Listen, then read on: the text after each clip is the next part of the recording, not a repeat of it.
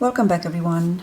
Monica here. Today with a reading I want to share with you, a tarot spread that I created recently to help me reconnect with tarot.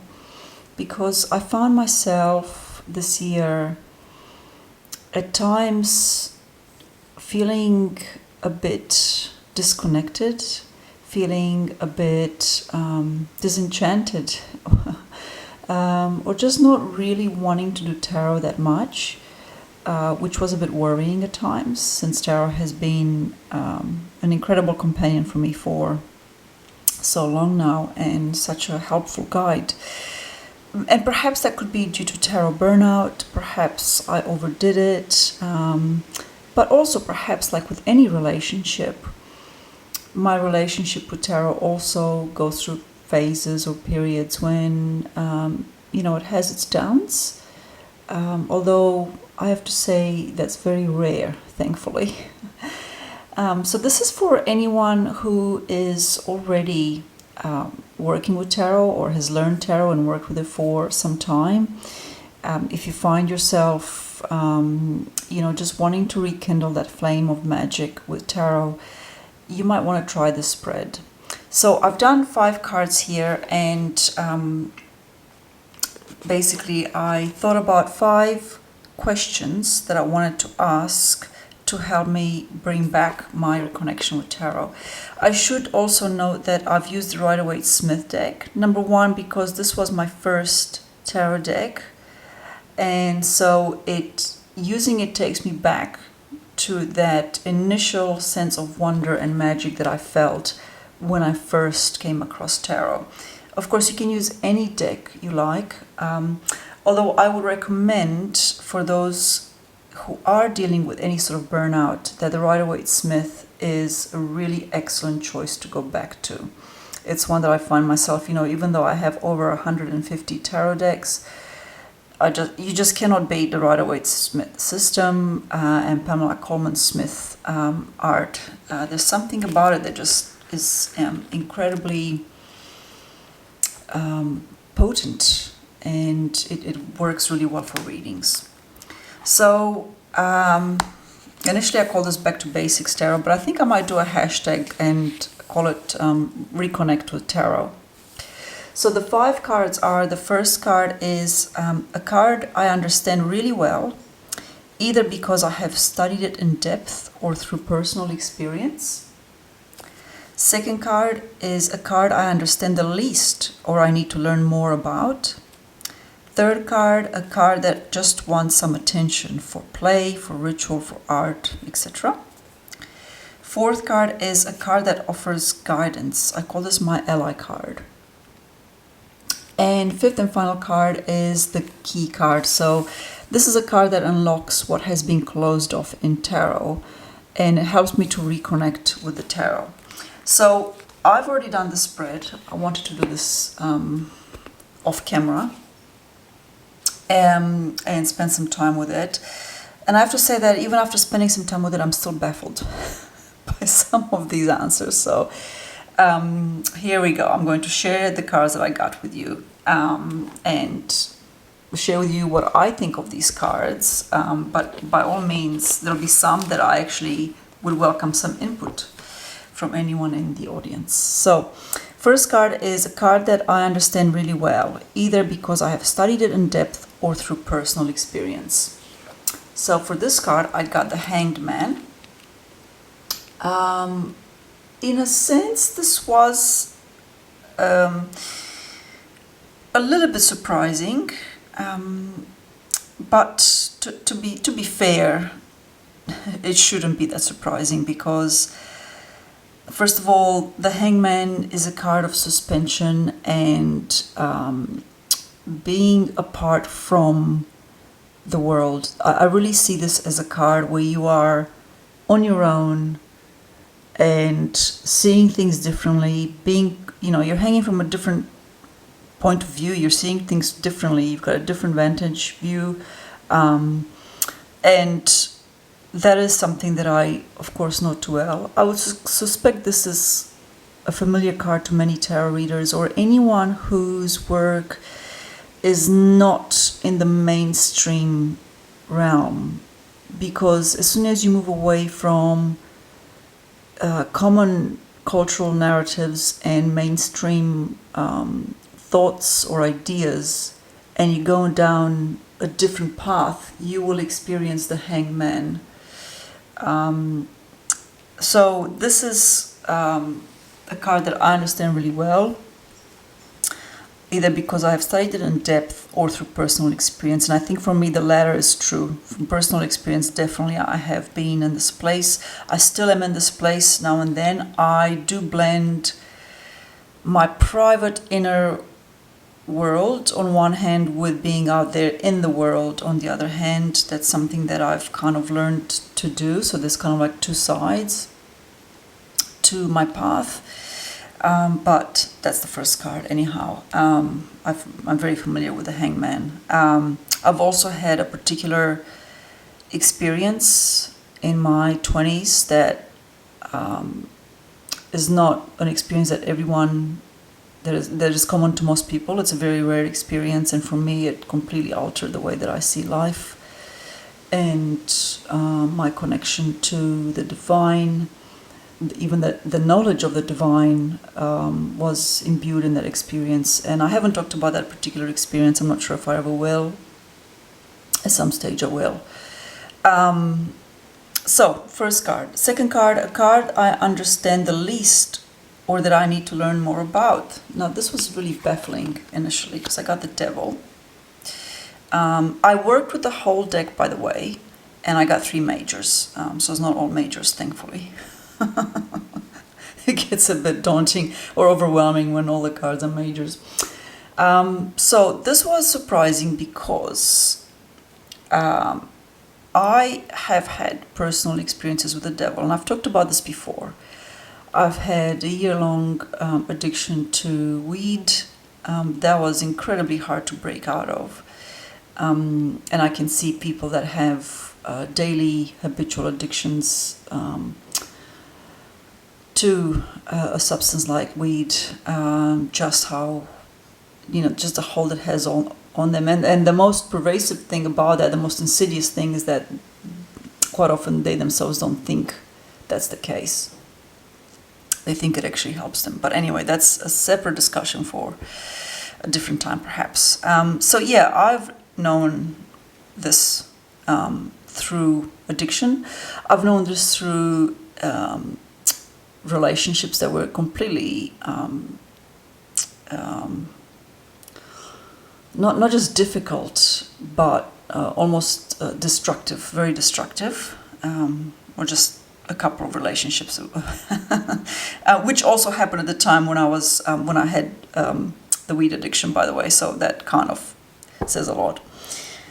So I thought that I would have some, level of good experience with or knowledge of this card. So I think because the way that I framed the question was that this is a card I understand the least, which I don't think that's the case, or that I need to learn more about, and I think is the latter. I think I need to... What came through when I saw this card is going back to the origins. Where has this word, the devil, come from? Where has it appeared in culture? Which cultures and how? And going back even before that, going back to the pagan roots of the devil card, I think I just need to go back and do some research on this card. That's what I'm feeling called to do. So that's the second card. The third card is a card that just wants some attention for play, ritual, art, etc. And thank goodness I got the Page of Cups to soften the heaviness of the previous card. And the Page of Cups to me is a card that is like, to me this is like the artist's card. It's a card of exploration and art and spirituality. So I think I need to do some sort of work invoking the Page of Cups and perhaps infuse that into some artistic pursuit. Fourth card, a card that offers guidance. This is my ally card, and it's the Justice card. So very, very strong ally to have the Justice card. Number one, keeping things in balance. Number two is having discernment. I see justice as very much a card of discernment. It helps us to discern, differentiate between what is right and what is wrong, what's good and what's bad. And we can go on a whole tangent here talking about what's good and bad, what's wrong and right. But there are certain themes, or there are certain things in life that it'd be very hard to debate as right when they're wrong, or as wrong when they're right. And I think that's a very pertinent card for our times, by the way, because I personally think that there are many things that are being promoted that are not right, but they are being justified. Isn't it interesting that justice and justified have the same root word, just? They're being justified as being right. But anyhow, that's, like I said, that's a huge topic. I'm not going to get into that. But I was really happy to see the Justice as my ally card, because this is a no bullshit card. There's no fuzziness about justice, right? We're not getting any kind of ambiguity. I love the way that she holds that sword and the scales of balance in, one in each hand. And it's kind of like, this is it. It's very firm. I like that.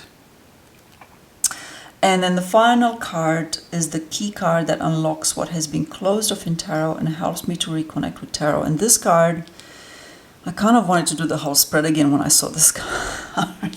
It's the Knight of Swords. And I get it. You know why? Because I feel like the Knight of Swords is the antidote to the Hangman. I'm quite comfortable being in the Hangman energy. I'm quite comfortable being here in my home, away from the chaos that's out in real life. I can be in here for days, and I am quite often, if I can help it. We'll spend 3 or 4 days without going anywhere if I can help it, absolutely. And just spend time contemplating, doing tarot, writing, lighting incense, candles, shuffling the cards, being immersed in this other world. But I feel like the Knight of Swords is kind of saying, you got to take action in the real world. I, to be honest, didn't like seeing this card. I guess because I find it quite aggressive and pushy. This is a card of that kind of energy of like drive, and push for something.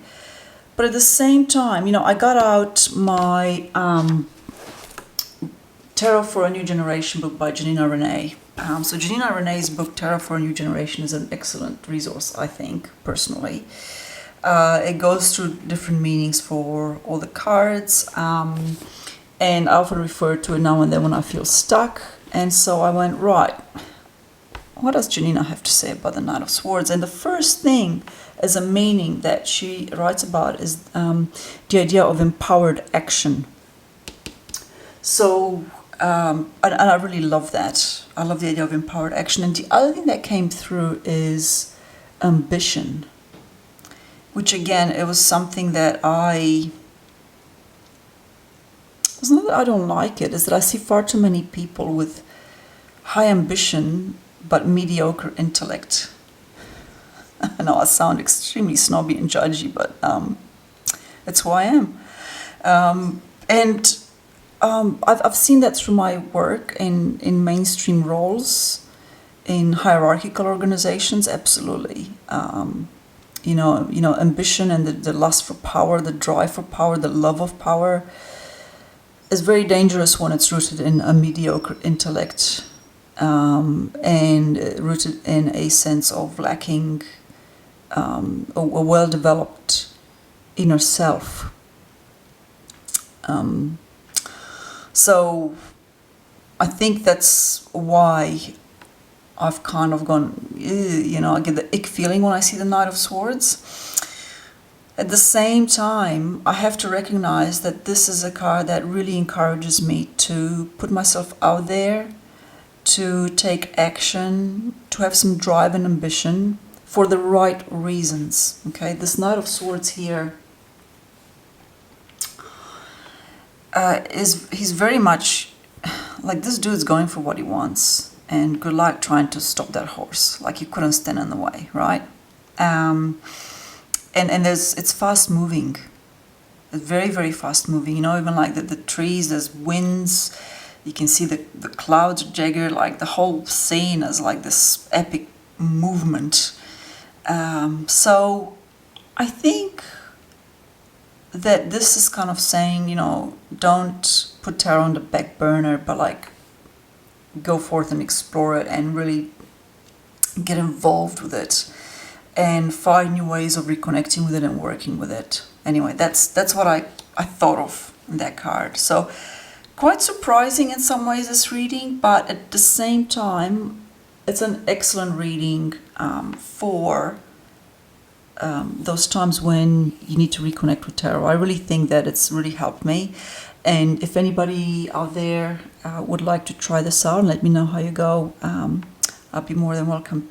I would welcome other people sharing their readings and seeing what they have. Or if any of these cards bring forth for you any kind of ideas or messages, please leave me a comment or send me a message. I always welcome that too. Until my next video, thank you so much for being here and for watching, for supporting my channel. Take care.